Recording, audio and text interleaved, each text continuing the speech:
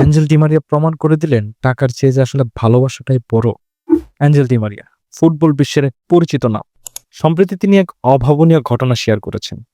Saudi আরব থেকে প্রথমে একটি বিশাল অঙ্কের অফার পেয়েও তিনি সরাসরি না করে দিয়েছেন। এরপর অফার আরো বাড়ানো হয়, তবুও তার উত্তর না। তাকে যখন আবারও অ্যাপ্রোচ করা হয়, তখন তিনি একটু মজার ছলে অসম্ভব রকমের বেশি অঙ্কের প্রস্তাব পাঠিয়ে দেন। ভেবেছিলেন হয়তোবা ওরা ফিরিয়ে দেবে, কিন্তু অবিশ্বাস্যভাবে ওরা রাজি হয়ে যায়। ডিমারিয়া স্তম্ভিত।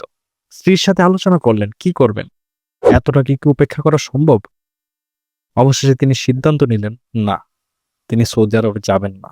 কারণ তার হৃদয় যে পড়ে আছে ইউরোপে, প্রিয় ক্লাব বেনফিকায়। বিশাল অফার ফিরিয়ে দিলেন। ফিরে গেলেন লিসবনে।